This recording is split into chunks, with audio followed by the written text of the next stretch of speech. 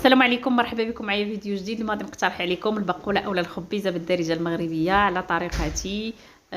طريقه الغسيل ديالها، طريقه التوجد ديالها، كيفاش كتجينا معلكه وكتجينا زوينه وبنينه بمقادير يعني اللي هي مغربيه محضه وتوابل كذلك مغربيه محضه. هذا هو الشكل ديالها، كتجي رائعه وبنينه بزاف بزاف. كنتمنى انكم تجربوها. بقاو معايا نتابعوا الفيديو وشجعونا بواحد لايك. في الاول غادي ناخذوا الخبيزه كما كتعرفوها، وممكن اننا ناخذوا معها يعني حوايج وحدين اخرين بحال مثلا السلق. فكاينين يعني مجموعه ديال البقوليات كيف كيتسماو اولا الخضروات بحال هكا، ولكن انا صراحه ما تنعرفش يعني الاسم ديالهم. فانا مثلا هنا فاش خديتها فخديت معها يعني واحد كنظن كيتسمى السلق. فيعني غادي نغسلوها مزيان، نظرا يعني كيكونوا فيها بعض المرات الببوش صغير، خصنا نقيوها، خصنا نغسلوها، نديروا لها الماء الكافي باش نغسلوها. ممكن انا نزيدوا مثلا الخل اولا الحامض، انا ما تنديرش لها الخل ولا الحامض في الغسيل، فقط الماء، ولكن يعني تنعطيها حقها في الغسيل. تنغسلها وتنحطها تستقطر وتنعاود نغسلها. لاحظوا معايا يعني راه شحال يعني ديال التراب وديال المسائل اللي كاينين فيها. فغادي نعاود يعني نغسلها مره اخرى حتى الماء يولي نقي. يعني هنا راه الفيديو مزروب، ولكن راه كنعطيها حقها في الوقت كما كتلاحظوا معايا. فالماء تيولي بيض، عاده تهناو وترتاحوا. يعني خصنا نغسلوها مزيان مزيان مزيان. هنا كما كتلاحظوا معايا يعني التقطاع ديالها، فخصنا نقطعوها رقيقه في هاد في الجدوره. يعني ملي كتلاحظوا معايا هنا في الجدوره، ولكن ملي كنفوتوا هاد الجدوره وكنوصلوا للوراق تمانيه يعني ما نقطعوهاش رقيقه، لانه باش يطيب لينا داكشي في نفس الوقت. يعني كنوليو كنكبروا التقطيعه، يعني كنقطعوها شويه غليظه اولا طويله شويه. بيرو في هذوك يعني في هذوك الجدوره فخصنا يعني تكون مقطعه مزيان. غادي نديروها في واحد الكوكوط بعد ما قطعناها. هنا ممكن يعني تقطعوا الكميه اللي عندكم كامله وديروها في يعني في الفريغو، كتبقى زوينه.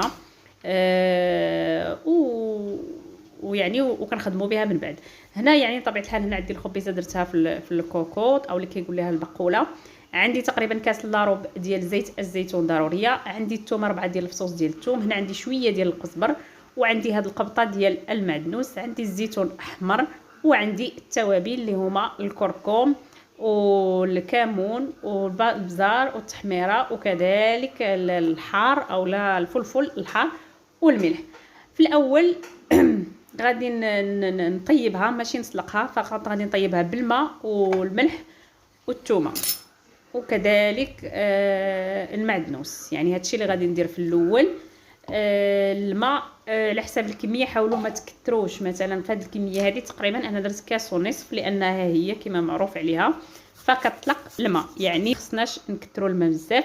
هنا تقريبا انا في هذه الكميه كما كتلاحظوا معايا درت 4 ديال الفصوص ديال الثوم، حكيتهم. غادي نزيد القزبر، نسيت قلت لكم ما غاديش نديرو. غادي ندير واحد شويه ديال القزبر، يعني اصلا هو عندي غير شويه، تقريبا غندير معلقه صغيره. والمعدنوس عندي كميه معقوله يعني شويه هكا.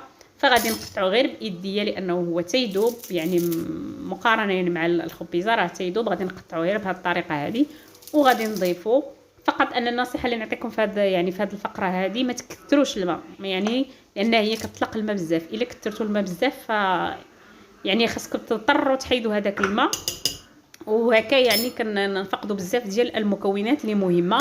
وكما كتلاحظوا هنا زدت الملح كما شفتوا معايا، وغادي نسد عليها فقط بهذيك الكميه ديال الماء، وهي غادي تطلق الماء. وغادي تشوفوا معايا من بعد كيفاش غادي تولي. غادي نسد عليها ربع ساعه فقط، ربع ساعه، وعاد غادي نجبدها وغادي نزيد عليها المكونات الاخرى.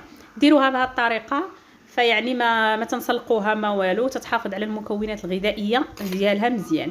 من بعد ربع ساعه غادي نكملوا. هنا نسيت معكم ما ذكرتش يعني في المكونات في الاول. الحامض مصير كما كتلاحظوا معايا، هذا الحامض اللي كنت وجدته معكم بدون الملح، شحال هذه راه كاين في القناه. يعني حامض كنوجدوه مصير وكيصدق ولكن بلا ملح، فصدقوني انه كيصدق كما كتلاحظوا معايا. فهذا كنت وجدته معكم في القناه شحال هذه. عندي هنا تقريبا نص حامضه مصيره اللي غادي ناخذ، وعصرت نصف حامضه يعني الحامض العادي. هنا لاحظوا معايا بعد ما يعني دازت ربع ساعه حيت صفاره وجبت الكوكوط، وغادي نزيد عليها المكونات الاخرى. كتلاحظوا معايا انها ما حرقت ما والو، يعني هذيك الكميه كفات، غير هي سبحان الله جات الحد في القد يعني. انا غادي نقرب معكم الفيديو الداخل ديال الطنجره ولا الكوكوط، فيعني جات الحد في القد، ما كاينش الماء وما تحرقاتش. لاحظوا معايا ما كاينش الماء وما تحرقاتش، فالحمد لله. صافي هنا كما كتلاحظوا معايا درت التوابل، وغادي نضيف نصف الكميه ديال زيت الزيتون ونصف الكميه ديال الحامض، وكذلك الحامض المصير، فغادي ناخذ ليه غير يعني اللب ديالو اولا الوسط ديالو. صافي هكا. ومن بعد يعني ما كنبقاش كنسد الكوكوط، فقط كنبقى نشحر فيها وكندي وكنجيب خلاو عليها ديه وجيبيه. صافي كنبقى نلاحظوا معايا هنا زدت الحامض وزدت زيت الزيتون والحامض المصير اللب ديالو، وكذلك الحامض هنا ما زدتوش كامل، يعني زدت فقط واحد الكميه، وانا تنشحر عيني ميزاني كل مره تنزيد شويه. هنا غادي نعطيها الوقت ونقص عليها البوطه حتى تشحر مزيان. صدقوني الا درتوا ليها الطريقه فغادي تصدق معكم، يعني خبيزه بنينه بزاف وزوينه بزاف. الزيتون ما غاديش نضيفو دابا حتى الاخير، نظرا ان كيكون فيه الملح وداكشي، ومن الاحسن يعني نخليوه هكاك باش نزينو به ويجينا زوين في الماكله وكذلك في الشكل. لاحظوا معايا يعني هنا كنعطيها حتى عاوتاني شويه ديال الخضر، وكنبقى يعني تنشحرها تندي وتنجيب فيها يعني تتشحر، ومره تنزيد زيت الزيتون حتى نكمل هذيك الكميه كامله. فيعني تقريبا هذاك الكاس لاروب ديال الزيت خاصو ضروري يكمل.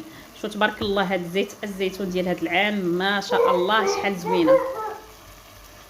وهنا الحامض كذلك يعني غادي نزيد، فقط انا الحامض حسيت بحال اللي كثرت شويه فما غاديش نكمل هذيك الكميه كامله. وصافي بحال هكا حتى كتبان لينا نشفات وشربات هذيك العطريه هذيك. صافي وكنكمل حتى الاخير بحال هكا. فاش كتبان ليا شربات هذيك العطريه يعني تشربات العطريه مزيان، صافي تنحبس وتنقدم هنا هادو يعني اللي بقاو ليا فقط الزيتون. هنا شويه ديال الحامض باش غادي نزين، قلت لكم زيت الزيتون والزيتون، وهنا عندي الحار، فيعني اللي كيبغي الحار نحطوه جانبا. وصافي غادي ندوزو باش نديرو التقديم ديالنا. هذه صافي راها تعلكات لينا، صافي ما غاديش نبقاو نشحروها مازال. صافي غادي نقدموها كل واحد الطريقه ديال يعني التقديم ديالو. كاين اللي كيقدمها مع طبق رئيسي، كاين اللي كيديرها طبق رئيسي بحالي انا. فالا كليتها هي ما كنعاودش ناكل شي حاجه اخرى لانها تتعجبني صراحه، يعني تتعجبني بزاف انا الخبيزه تنحماق عليها. صافي هنايا درتها في الطبق وغادي ندير الزيتون يعني بالطريقه اللي بغيتو، كذلك الحامض مصير. هنا انا خسرات ليا هذيك الحامضه، راه درت الحامض العادي ولكن غادي نزينو به، واللي عزيز عليه الحامض راه يعني تيتناولوا. وصافي هذا هو الشكل ديالها. ومن بعد ما غادي ندير ليها الحامض كنتمنى انكم تجربوها بهذه الطريقه هذه، لان كاينين شي ناس اللي يعني كاينين شي وحدين كيديروها تيسلقوها وتيلوحوا الماء ديالها وتيكثروا الماء، فهنا يعني كما قلت لكم في الاول تتفقد القيمه الغذائيه ديالها، وهي عندها بزاف بزاف بزاف بزاف ديال الفوائد للجهاز الهضمي. فعندها فوائد كثيره كثيره كثيره كثيره بزاف، غير حنا ما عارفينهاش. الشكل ديالها عن قرب هو هذا، يعني ما كيكونش فيها الماء، فقط هذيك زيت الزيتون. ما تنسوناش من التشجيع بواحد لايك، واللي مازال ما اشترك في القناه اشتركوا.